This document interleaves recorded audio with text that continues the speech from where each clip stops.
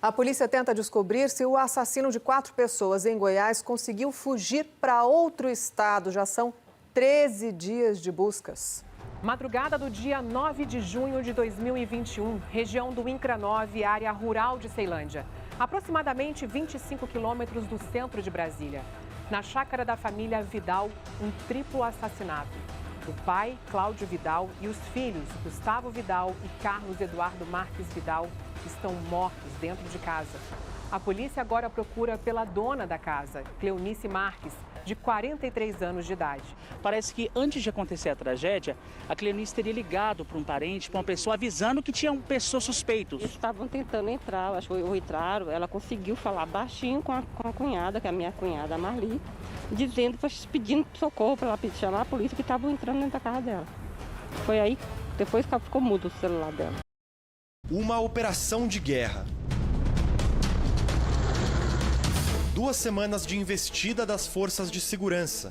270 policiais empenhados na caçada a Lázaro Barbosa, de 32 anos. Um dos assassinos mais procurados do Brasil.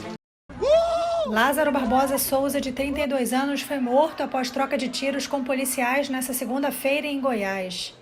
As buscas já duravam 20 dias e contaram com mais de 270 policiais. O governador de Goiás, Ronaldo Caiado, anunciou em mensagem no Twitter a captura do bandido. Acabo de receber, neste momento, a informação de todas as forças de segurança que estão ali na região de Cocalzinho, que o Lázaro foi preso. A procura por Lázaro começou após a morte de 4 pessoas de uma mesma família em Ceilândia, no Distrito Federal, no começo de junho. Assim que a notícia da captura de Lázaro foi divulgada, moradores de Cocalzinho, Girassol e também do Distrito Federal pareciam não acreditar na informação. Todo mundo foi para frente da televisão para saber se essa notícia era verdadeira. Com a confirmação veio a sensação de alívio.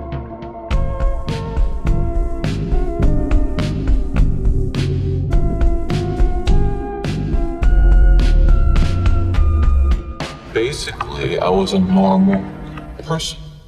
Bom dia, boa tarde, boa noite, seja lá qual for o horário que você estiver ouvindo esse podcast. Meu nome é Marisa e hoje a gente vai falar sobre um caso que é um dos que vocês mais pedem pra gente falar. É um caso que vocês têm muita curiosidade. Na verdade, assim, desde a época que esse caso estava acontecendo, vocês já pediam bastante pra que a gente falasse sobre ele. Só que assim, devido a muito fuzuê que teve na época, muitas tretas, muitos problemas, na época eu, como produtora de conteúdo, eu acabei não abordando muito esse caso, porque eu senti que a mídia parecia um vampiro, sugava as informações desse caso, né, Thiago? Já pode falar aí. 3 semanas, basicamente, todo dia, cobertura manhã, tarde, noite. Então, olha, para a imprensa realmente sugou dessa vaca todo as moedinhas. E o que teve de fake news também nesse caso não é brincadeira.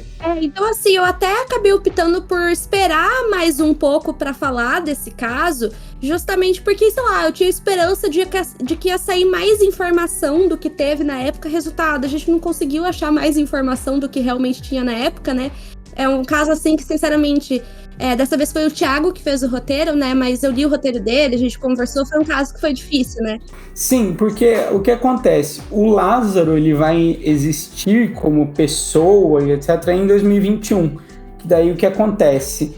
Aí que as pessoas vão atrás das capivaras dele, ou como algumas pessoas gostam de dizer em inglês, o background. Porque o que são as capivaras? São o passado pregresso do menino, o que acontecia com ele, né?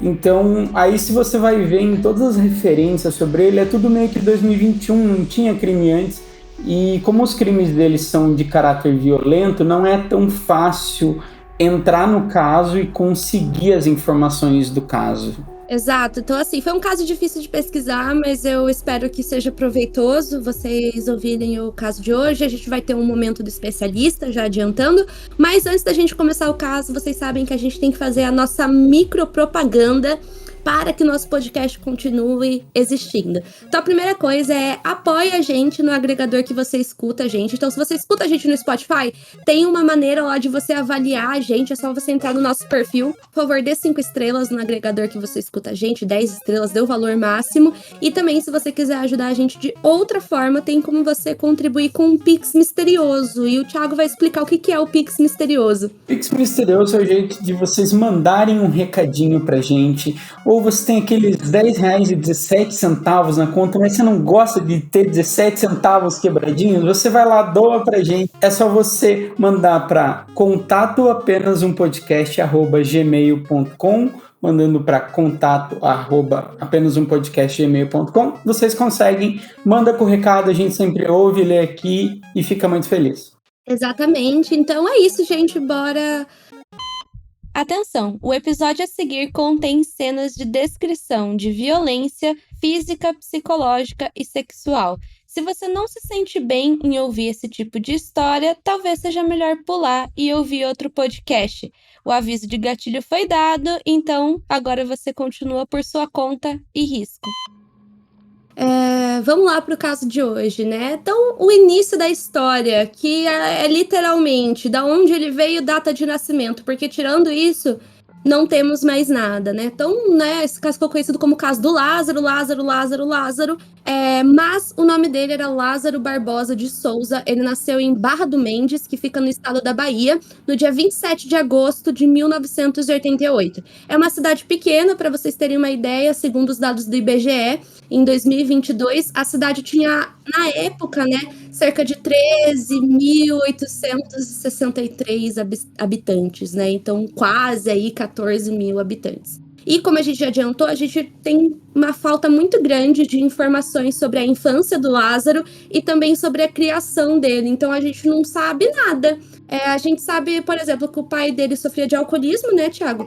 E que batia muito nele, mas tirando isso, mais nada, né? Você só descobre que ele vai ter 3 irmãos, digamos, umas reportagens depois, que fizeram faz 6 meses atrás, que daí acho que a mãe e a tia dele falando sobre ele, que aí que você descobre que ele tem irmãos. Então, até na pesquisa é difícil saber.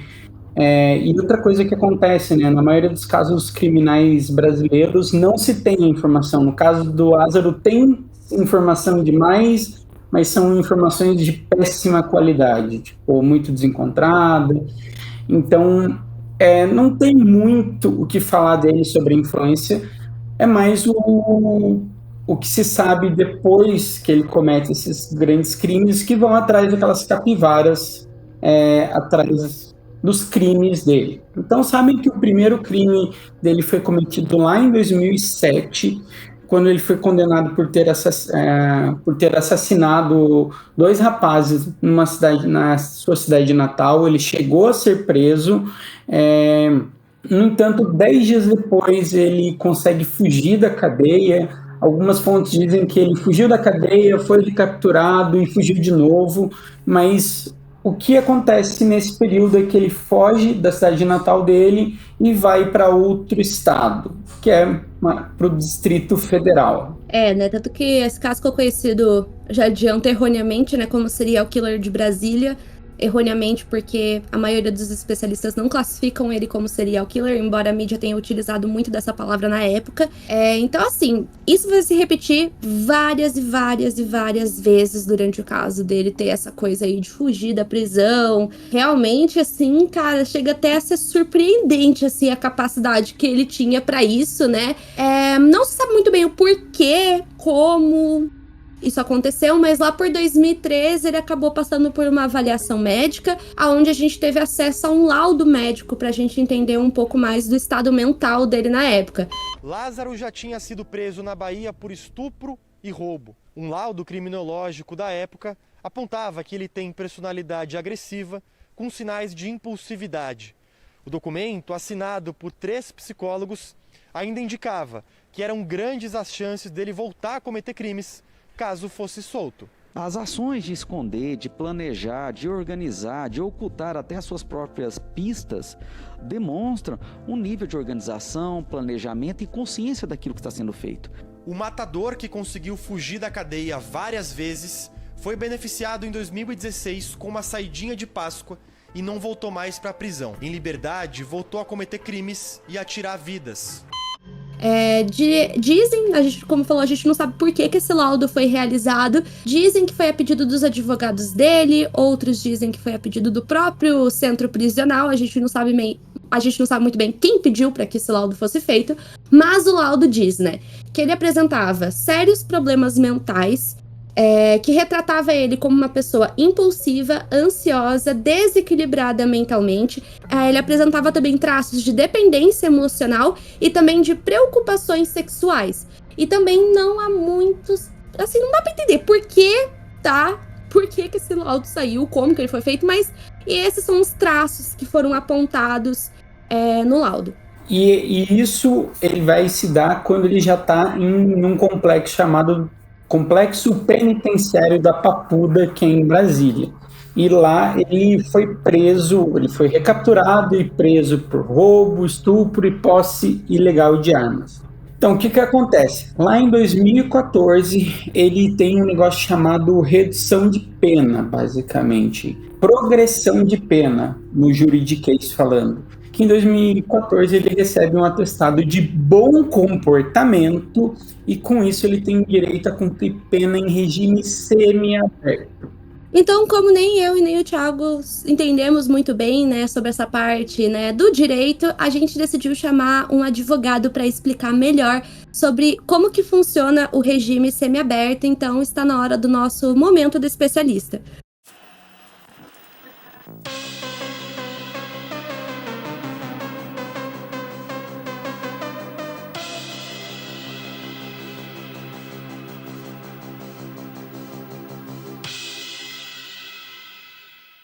E aí, Thiago, beleza? Então, vou falar um pouco sobre as penas e o regime de cumprimento de pena no direito penal, beleza? Então, seguinte, cara, tem 3 espécies de pena. Tem as privativas de liberdade, temos as restritivas de direito e temos as penas de multa, né? E dentro das penas privativas de liberdade, nós temos 3 opções também. Temos as penas de reclusão, detenção e prisão simples. A prisão simples é para contravenção penal. E essas penas de reclusão, detenção, elas vão impactar diretamente no regime de cumprimento da pena, que podem ser 3, o fechado, o semiaberto e o aberto. Então, a pena privativa de liberdade de reclusão, ela pode ter qualquer regime inicial, enquanto que a pena privativa de liberdade de detenção, ela vai ter o regime inicial apenas o semiaberto ou aberto, ela não pode iniciar o cumprimento já no regime fechado. Com relação a isso, como é que é feita essa fixação, né? Em qual dos regimes que vai ser cumprida essa pena? São levados basicamente 3 fatores em consideração: a questão da reincidência, a quantidade da pena e as circunstâncias judiciais. As circunstâncias judiciais elas estão previstas lá no artigo 59 do Código Penal e estão relacionadas com a primeira fase da dosimetria da pena. Com relação aos 3 critérios, né, para fixação do regime inicial, nós temos que ver o artigo 33, parágrafo 2º, lá do Código Penal. E o que ele fala? Ele fala que o condenado a pena superior a 8 anos deverá começar no cumprimento do regime fechado. O condenado não reincidente, né, aqui a reincidência já aparece, cuja pena seja superior a 4 anos e não exceda 8, poderá cumprir inicialmente no regime semiaberto. E o condenado não reincidente, que tem uma pena inferior a 4 anos, pode cumprir ela inicialmente no regime aberto, né? Então, o camarada que foi condenado a uma pena de 10 anos, ele vai começar a cumprir a pena no regime fechado. E o sujeito que foi condenado a 7 anos, mais que for reincidente, também vai começar no fechado, por exemplo. Com relação a essa questão do regime inicial de cumprimento de pena, é importante falar também da súmula 269 do STJ, porque é o seguinte: se o sujeito ele for condenado a uma pena, por exemplo, 3 anos, mas ele for reincidente, pela reincidência ele deveria ficar no regime fechado. Mas pela pena ele ficaria no regime aberto, né? Então o STJ ele joga esse tipo de sujeito no regime intermediário, que seria o regime semi-aberto, né? Se as circunstâncias judiciais lá do artigo 59 forem favoráveis. Então vamos falar um pouquinho sobre cada um desses regimes, né, de cumprimento de pena, né? O importante também destacar que a Lei de Execuções Penais ela fala no artigo 28 que o trabalho do condenado, né, como dever social e condição de dignidade humana, terá finalidade educativa e produtiva. Então, há um incentivo ao trabalho do condenado, né? No artigo 31, fala-se que o condenado à pena privativa de liberdade está obrigado ao trabalho na medida de suas aptidões e capacidades, né? Então, essa certa obrigatoriedade no trabalho, que será remunerado. No regime fechado, o condenado a pena superior a 8 anos, né, que eu já comentei, então, deverá cumprir essa pena, inicialmente no fechado, e ele vai cumprir segundo estabelecimento de segurança máxima ou médio. Ele vai ter a questão do trabalho remunerado durante o dia, descanso isolado durante a noite, e também é permitido a ele o trabalho em comum, né, com os outros presos e, excepcionalmente, o trabalho externo em obras públicas, após ele cumprir um certo patamar da pena dele.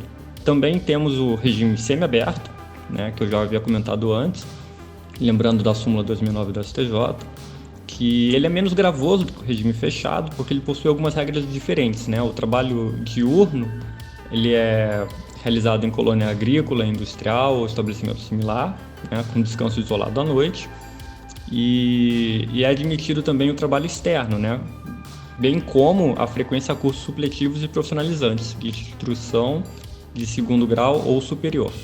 Então, o sujeito ele tem um incentivo maior, né, a ter trabalhos externos, ele tem uma possibilidade maior de trabalhos externos, não apenas para obras públicas. Ele pode estudar também, então ele pode sair do local para estudar. E a ideia realmente é ressocializar o sujeito. Lembrando que o sujeito, o acusado, o condenado, ele pode tanto progredir de regime para um mais benéfico, como regredir de regime para um mais prejudicial, né? Ele pode ir do semiaberto para o regime fechado, como ele também pode progredir, ele está cumprindo a pena sem cometer nenhuma falta grave, ele pode ir do fechado para o semiaberto, que é o que geralmente acontece. E nós temos também, por fim, o regime aberto, que ele baseia-se no senso de responsabilidade e autodisciplina do preso.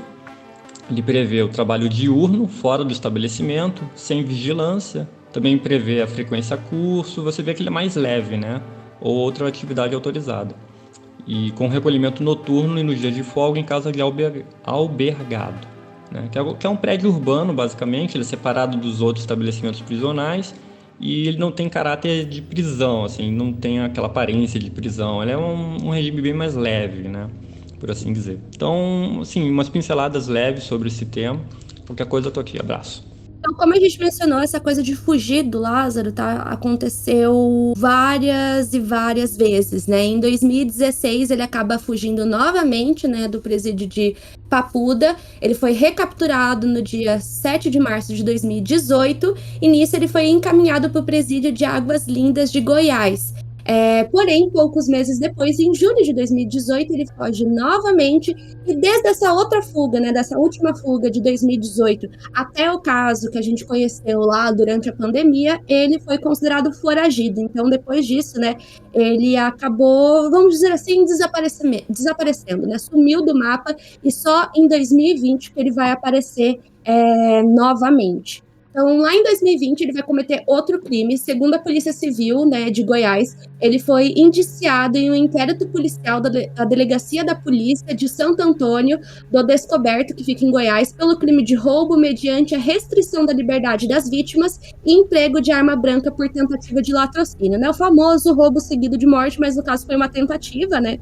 Felizmente, a parte do assassinato das vítimas acabou não dando certo, né? Graças a Deus. Mas aí, né, a gente já consegue ver o histórico dele. Acho que ficou bem claro, né? Dessa vez a gente tá gravando o podcast enquanto a gente faz live lá no TikTok. Então, o pessoal da live, eles devem estar percebendo que o Lázaro, ele tinha uma certa inteligência, ele conseguia fugir do radar da polícia, tinha conhecimento em como sobreviver em mata fechada, em terrenos rurais. Ele tinha grandes habilidades de roubo e também grandes habilidades de fugir da cadeia, porque isso aconteceu várias vezes, né? E eu acho que isso, inclusive, faz a gente questionar, né, muita questão de como que tá o nosso sistema prisional, né? Tudo bem que dá pra ver que o cara tinha uma habilidade em fazer isso, mas não era pra isso acontecer, né? Alguma coisa rolou para que isso realmente acontecesse. Mas tem um podcast muito bom, inclusive eu vou fazer um spoiler gratuito aqui, chamado The Crime Brasil, que é feito por uma advogada, E ela fala que esse caso do Lázaro foi, digamos, uma coisa muito fora da curva, porque meio que as pessoas que fogem do regime semi-aberto são 4% só. Então, que tipo, não deveria acontecer, mas também não é tanto quanto a gente imagina. Que é muito bom porque ela traz muito dessa questão da parte de advocacia do caso. Então, vamos voltar lá para um crime na noite de 8/4 de 2020 para 9/4 de 2020, na região conhecida como Antinha da Baixa, zona rural de Santo Antônio. E Lázaro, ele vai invade uma chácara onde tinham alguns bens, algumas coisas. Ele, depois todos esses bens foram recuperados, ele faz esse roubo, ele desfere uma machadada contra uma das vítimas, que é atingida na cabeça, e a vítima até hoje possui sequelas por essa agressão. Então, a gente vê como o Lázaro tem um histórico criminal grande. E dizem que ele meio que, obviamente, não se passava por Lázaro nos dias normais. Ele se passava por Leandro. Todo mundo meio que conhecia ele como Leandro. Tem até uma questão, né? Eu não cheguei a ver se você no finalzinho do roteiro colocou isso, se ele era ou não assassino de aluguel, se ele era ou não capataz, né, que fala, é assim, né, eu acho que é assim, eu vi umas pessoas usando esse termo.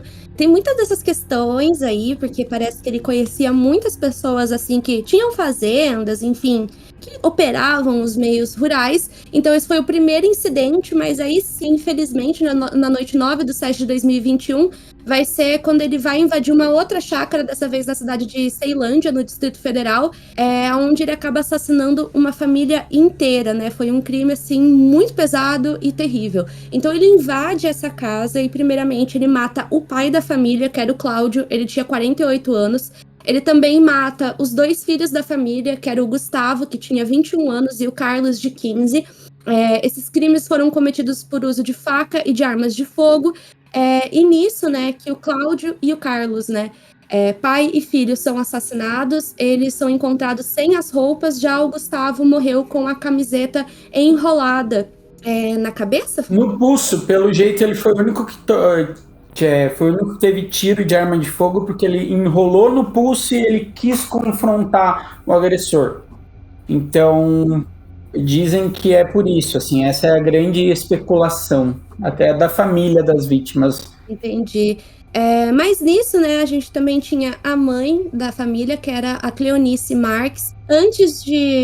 Enquanto, na verdade, estava acontecendo essa situação, ela consegue usar o telefone celular dela para se comunicar com um parente, né, para falar o que estava acontecendo, né, mas quando esse parente chega até a casa, ele encontra literalmente uma cena de filme de terror, né, todos os homens da casa tinham sido assassinados e a Cleonice tinha desaparecido. Então, obviamente, a polícia foi contatada e nisso eles conseguem encontrar uma digital, que é comprovada que era uma digital que pertencia ao Lázaro Barbosa, e nisso eles, enfim, descobrem que ele já tinha um histórico criminal extenso, igual a gente relatou lá no começo da live, lá no começo do podcast, e no entanto, né, como o Thiago falou, na região ele era conhecido como Leandro. Eles começam as buscas pela Cleonice, e enfim, né, eles começam a buscar ela e eles acabam encontrando, né, infelizmente, o corpo dela sem vida no dia 12/6 de 2021, numa região onde tinha um córrego. Ela foi encontrada morta com um tiro na cabeça e também com indícios de que havia acontecido uma violência sexual contra ela. E o que é mais triste é que a família foi a que encontrou ela, não foi a polícia. Então, eles estavam bem focados em procurar. E aí, uma coisa que a família já começa a aventar nesse caso, que aí será que o Lázaro agiu sozinho? Porque não fazia muito sentido o Lázaro ter matado 3 pessoas e ficado com a mãe. Porque, segundo os familiares, eles acreditam que se a mãe soubesse que os 3 homens estavam mortos, ela claramente ia ficar lá, ela não ia ir com ninguém, ela ia querer ficar com os filhos e etc. E eu até particularmente concordo com isso. Então, acreditam que tem mais pessoas envolvidas que ajudavam o Lázaro. Tem uma grande polêmica nesse caso sobre se ele ajudou ou se ele não ajudou. E guarda essa informação aí, porque lá no final, eu vou trazer de novo um fio para a gente colocar um mistério aí, porque é misterioso mesmo. Bom, né, como eu adiantei lá no começo da live, as pessoas erroneamente, né, colocam ele como um serial killer, só que para a maioria dos especialistas ele se enquadra melhor na classificação de spree killer. E observando o que vai acontecer a partir de agora, realmente, assim, pelo que eu conheço de casos criminais, pelo que eu já estudei, realmente ele se enquadra muito bem na categoria de spree killer. Em português, a gente chamaria de assassino relâmpago. E o que acontece? Por mais que lá no começo ele já tivesse um histórico de ter assassinado pessoas, como é que eu posso dizer? Um comportamento de um serial killer é diferente do comportamento de um assassino em massa. E, claro, vai ser diferente de um comportamento de um assassino relâmpago. O assassino relâmpago, gente, ele simplesmente... Eu falo que parece assim, parece que vira uma chave, e nisso a pessoa começa a cometer vários crimes diferentes em um curto período de tempo. E quem acompanhou o caso na época lembra, né, que foi um terror, né? Foi um terror gigantesco, as pessoas estavam muito assustadas com esse caso, porque literalmente todo dia, toda hora, parecia que saía uma notícia nova sobre o Lázaro, alguma coisa nova que eles encontraram sobre ele. Sempre parecia que ele estava fazendo mais e mais coisas.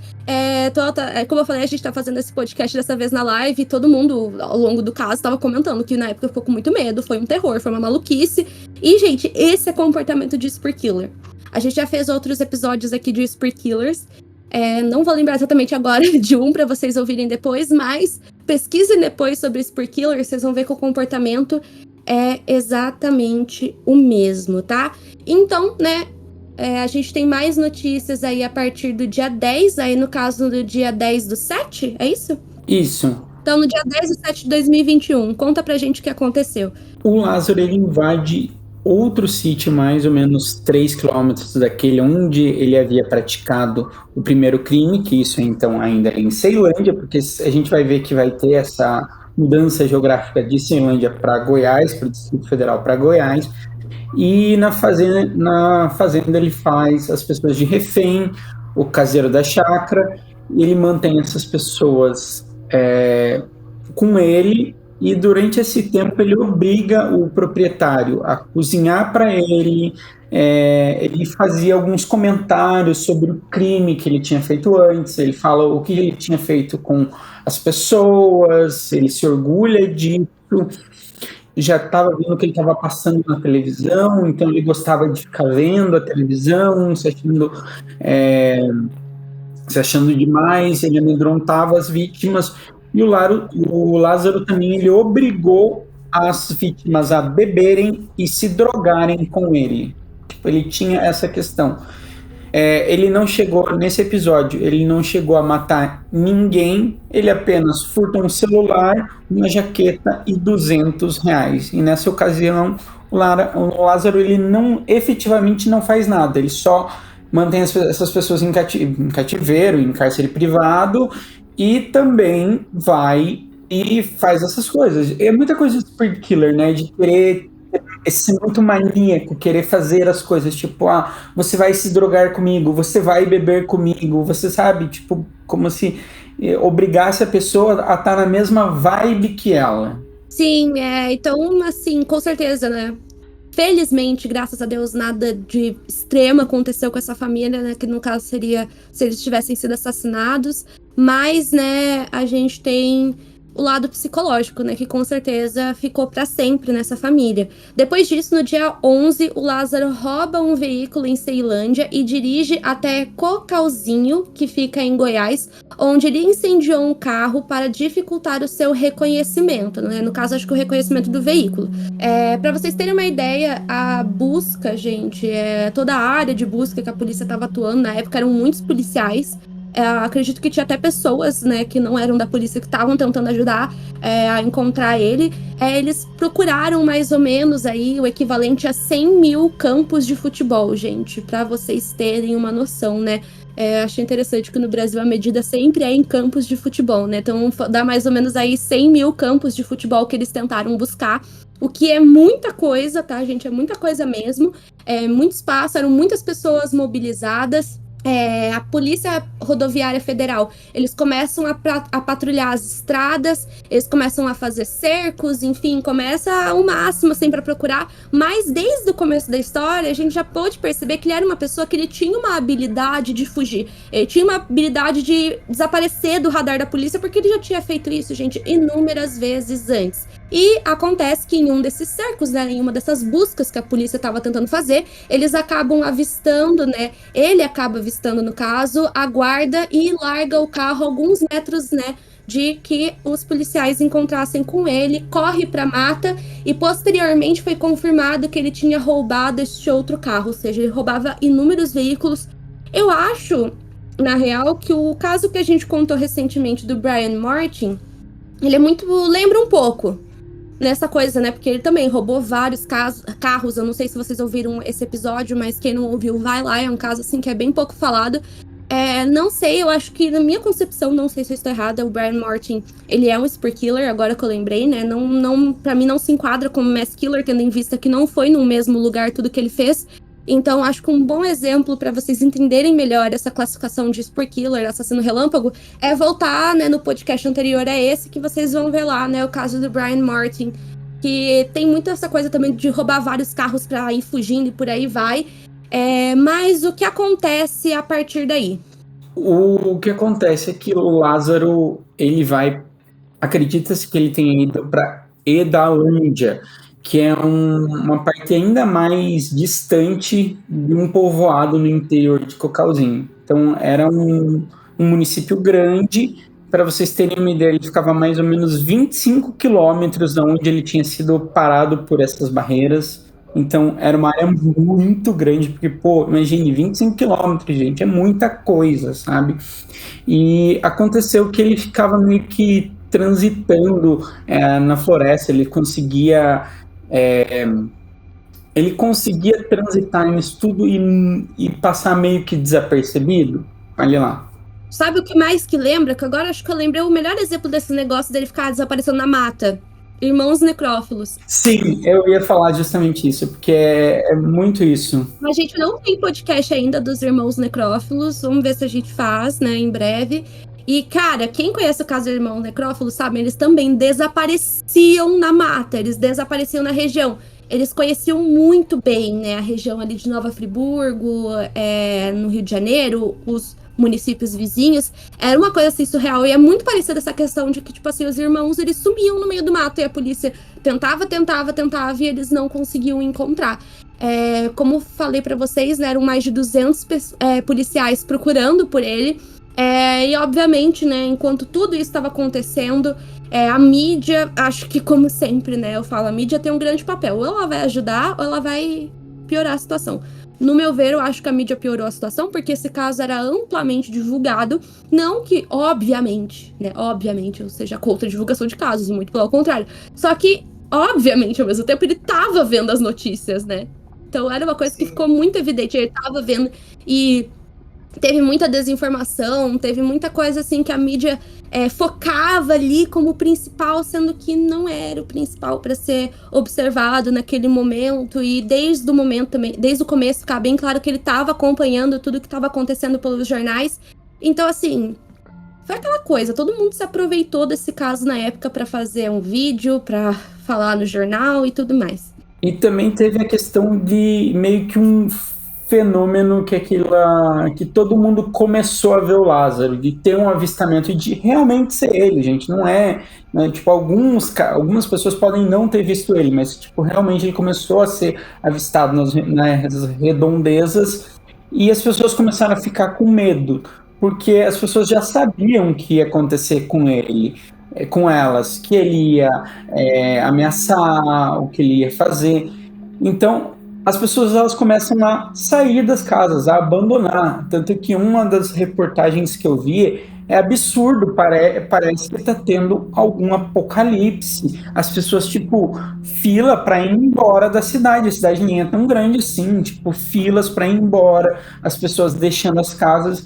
E, querendo ou não, isso ajudou ele um pouco, porque daí quando ele entrava nas casas, as casas já estavam vazias.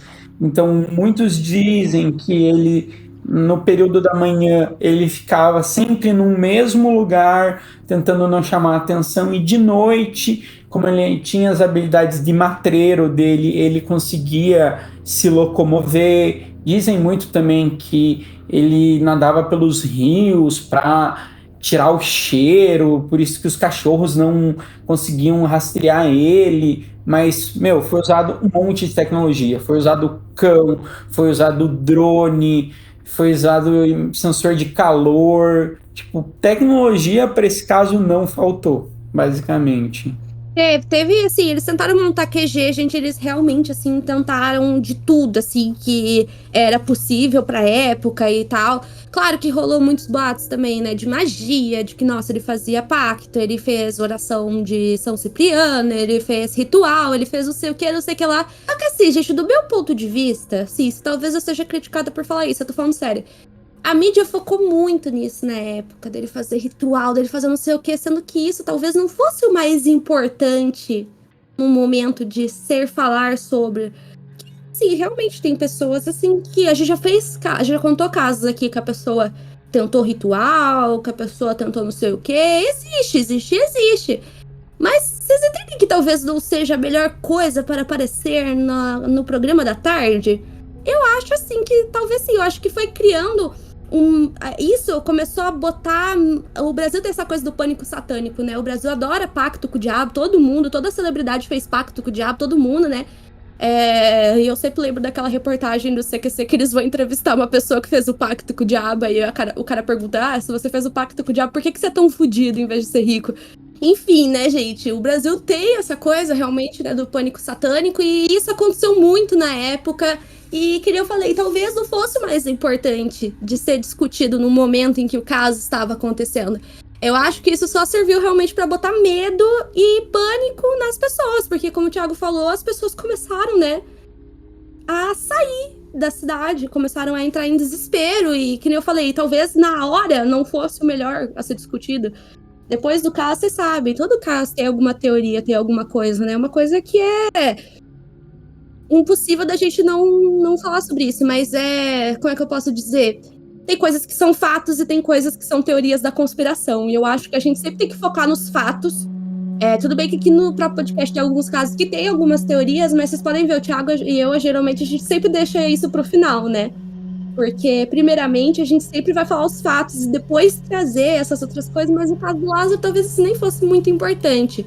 Mas aí, né, Thiago, ele tenta fazer uma outra família de refém. Na verdade, ele faz outra família de refém, né? É isso? Sim.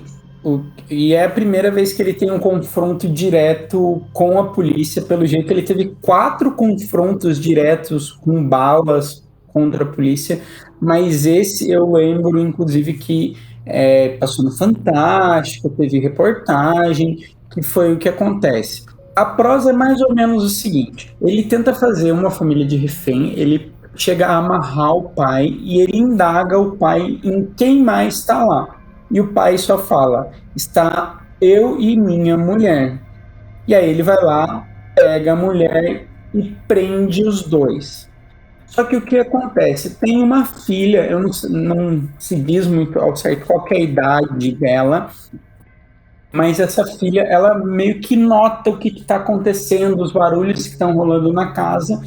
E uns dias anteriores, a polícia ela tinha passado lá para falar, olha, a gente acha que o Lázaro está por essa região, tomem cuidado e toma o meu contato.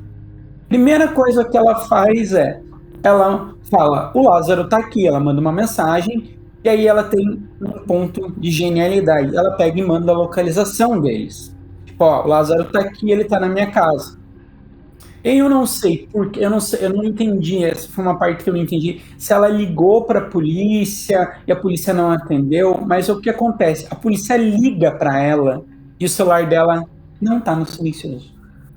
E o Lázaro fica puto da vida, porque ele notou que tinha uma outra pessoa que o pai não tinha falado, ele fica muito puto e ele meio que, sabe que ele tem que sair dali rápido, ele pega essa família e leva para mata. Na hora que ela leva para mata, a polícia meio que já sabe a localização, vai rápido ali e consegue salvar a família. Basicamente rola tiros, um policial, inclusive, acho que 1 ou 2 policiais são atingidos, um policial, inclusive, é levado de helicóptero pro hospital, e essa foi a primeira vez que o Lázaro quase foi pego, mas ainda assim ele conseguiu ficar muito tempo. Isso eu acho que foram nos primeiros 10 dias, assim. Então, tipo, ele duraria mais 10 dias. Mas a polícia, ela acha que meio que acertou o Lázaro.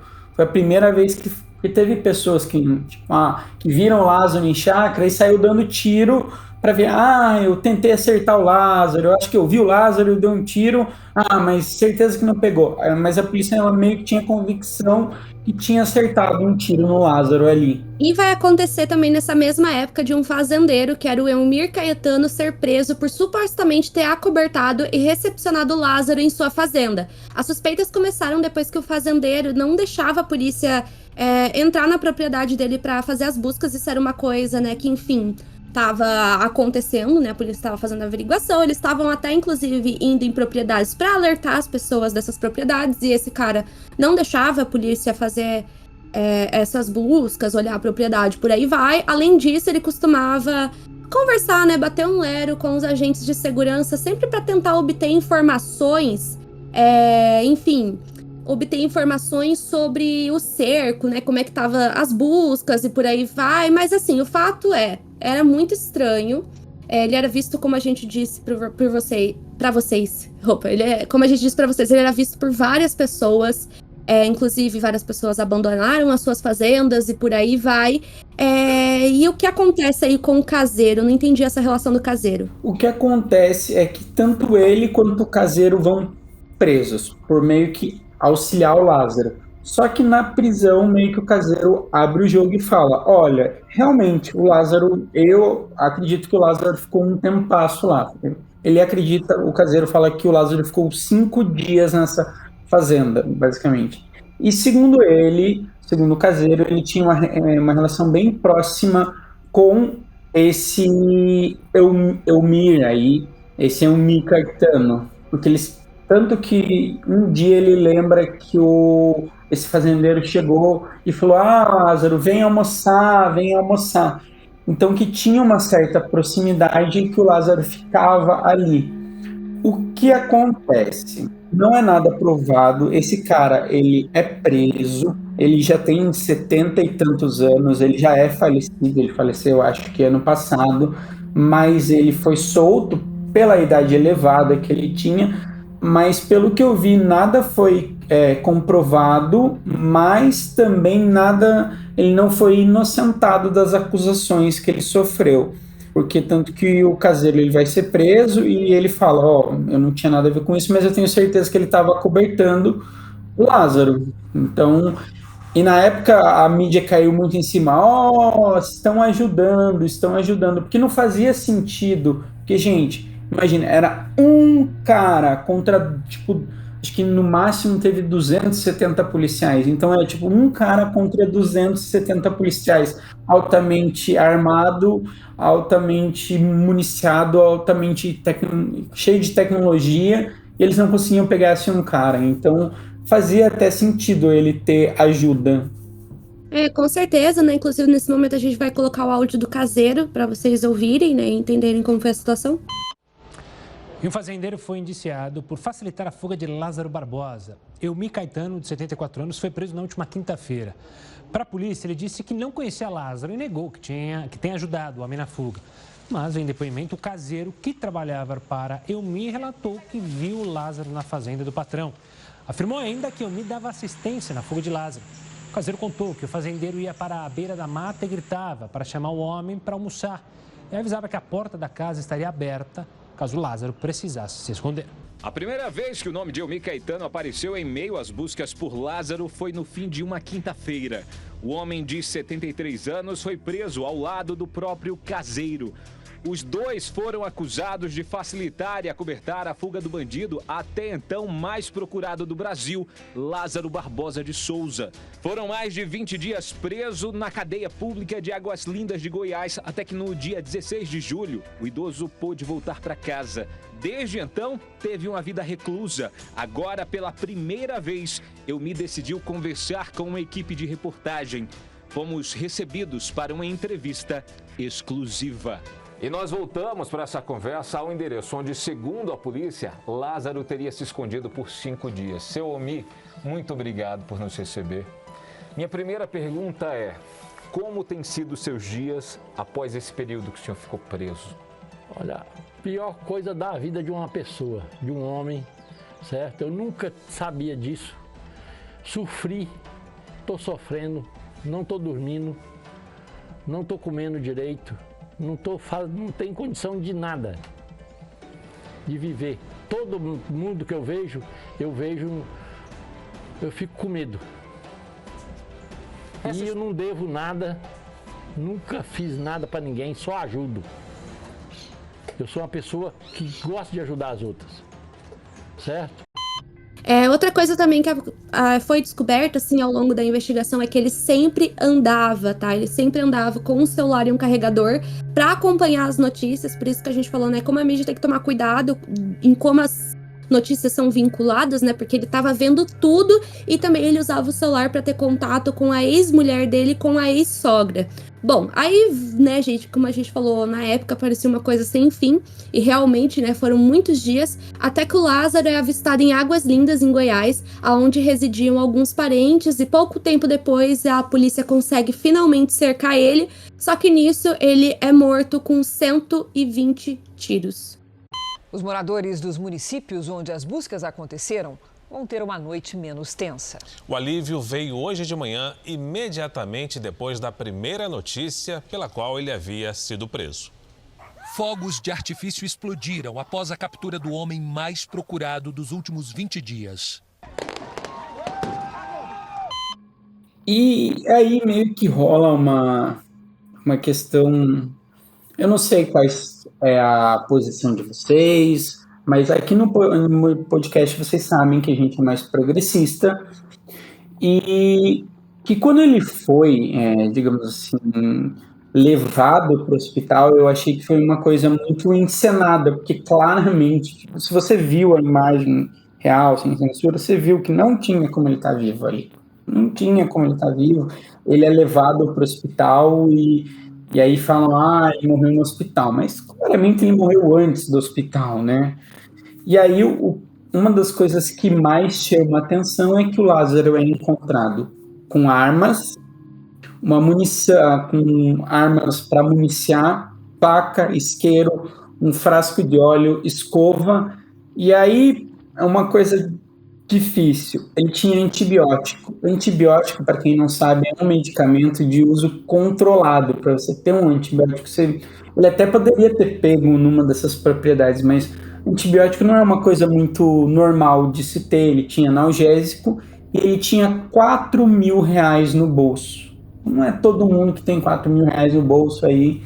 E isso tudo gerou muitas especulações na época, né?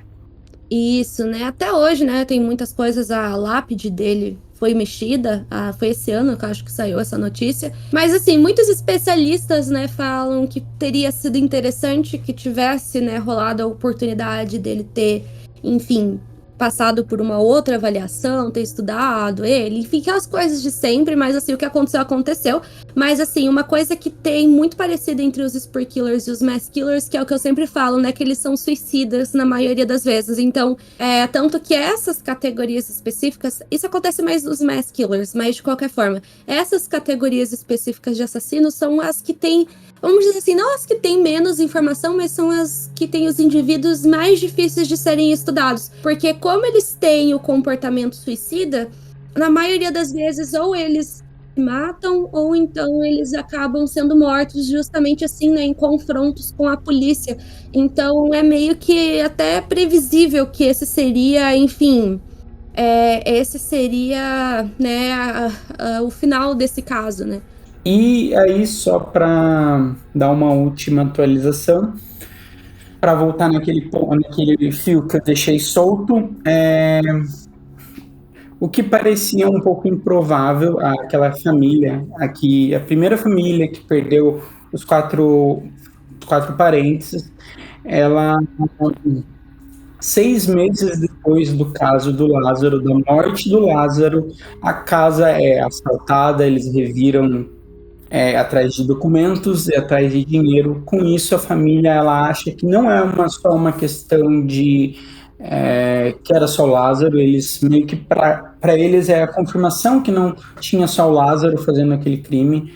Inclusive a mãe, eu acho que a mãe ou a tia do Lázaro falam que o Lázaro não tinha abusado daquela mulher, que não era ele que tinha matado aquela mulher. Não se sabe porque as provas que tinham o sêmen, etc., não foi conclusivo para fazer o teste, então não podia provar que era ele. E aí esse caso fica... Bom, acho que a gente pode ir pro momento 5 centavos.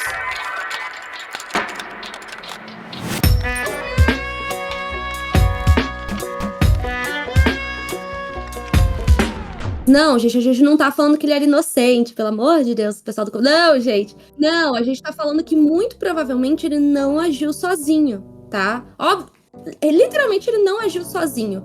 Porque ele foi comprovado que tinha umas pessoas que estavam acobertando ele. Então, pra mim, isso já mostra que ele não agiu sozinho, né? Teve, assim, pessoas que ajudaram ele a se esconder e por aí vai, mas falam que nos crimes em si, ele realmente... não agiu sozinho, né? Tem essa teoria, os familiares acham, e por aí vai. Mas assim, eu não sei muito bem o que dizer desse caso. Acho que provavelmente já não vai demorar muito. Acho que daqui a alguns anos vai sair linha direta do Lázaro e vai ter todos esses mesmos debates que a gente tá fazendo agora. Vai sair algum documentário onde vai ser discutido exatamente isso da questão da mídia, sobre como esse caso foi conduzido e por aí vai. Então, assim... tem muitas coisas nesse caso que a gente nunca vai descobrir, que nem eu falei, né? Eu já conversei com alguns especialistas especificamente sobre esse caso, e muitos dizem assim, né, que eu tava conversando justamente sobre essa coisa assim, né, de serial killer, não sei o que, eles falam, mas pra mim parece muito mais que ele era meio que um jagunço, né? Trabalhava ali junto com algumas pessoas, né? Trabalhava entre aspas, vocês entendem o que eu tô querendo dizer? Agia com muitas pessoas, né? Mas enfim, a gente nunca vai descobrir o que realmente aconteceu. Eu não acho, assim, que talvez a coisa mais relevante para ser discutida nesse caso é que nem eu falei durante o podcast, essa coisa do pacto satânico e por aí vai. Não, o pacto satânico tem que ser discutido, mas essa coisa que a mídia apontou muito na época, né? Olhando os vídeos agora, que foram produzidos tipo 1 ano, agora 6 meses, fazem 6 meses, fazem 1 ano, e etc., eu vejo que mudou muito a visão da mídia, começou a muito mais trazer a visão da família que perdeu, porque a família que perdeu, por exemplo, foram atrás desse próprio fazendeiro que ajudou ele, e aí se descobriu que esse fazendeiro tinha entregado o pai do Lázaro. Então a mãe do Lázaro já tinha morado naquela chácara. Então, foram-se atrás de outras coisas, sabe? Que dá mais substância para o caso, que faz mais sentido. E o Lázaro não agiu sozinho. Eu acho muito difícil ele ter conseguido fugir desse tipo de cerco, porque, para quem não conhece o caso, foi usado muitas técnicas. Foram usadas técnicas de drone. Por exemplo, tem uma técnica de drone, e eu trabalho com geoprocessamento. Então, tipo, quando eles falaram de geoprocessamento, eu sei qual que era o sistema que eles estavam usando. Basicamente, você tira uma imagem de satélite e você consegue literalmente fazer um 3D, assim, da vegetação e do entorno. Então, tipo, tinha um monte de tecnologia, ele conseguia sair. E eu acho muito difícil ele ter conseguido só fugir, só por habilidade pura. Ele pode ser um bom mateiro, ele pode ser um bom fugitivo, mas se ele não tivesse alguma ajuda, eu acho muito difícil ele ter durado tantos dias, porque era muita gente, era 275 pessoas trabalhando. Tipo, eu nem sei, nem foi liberado oficialmente, mas eu queria saber quanto será que foi gasto em força policial, em efetivo e etc. É tipo um caso, assim, deve ter sido uma grana desgramada, assim, tipo.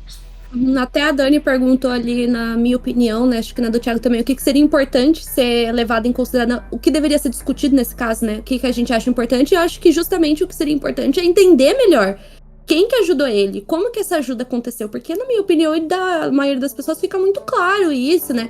Acho que seria uma discussão realmente que talvez, né, fosse levar pessoas a serem punidas, porque no meu ponto de vista, acho que a maioria vai concordar, se uma pessoa ajudou ele nesse esquema, ela também deveria receber uma punição. Agora eu vou até falar uma coisa, pode ser até considerada polêmica.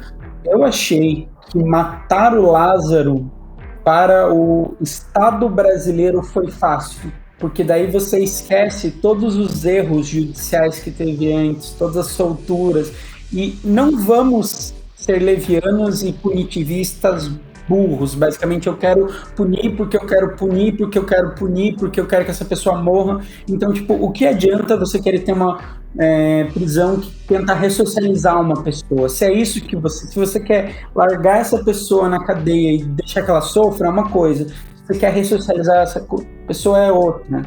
Então, é muito o nosso sistema prisional. O que você quer para um preso? Você quer que ele entre numa prisão por um crime leve e saia um matador? É isso que a gente tem que tá discutindo. O Lázaro era um caso diferente. Sim, eu concordo, era um caso diferente.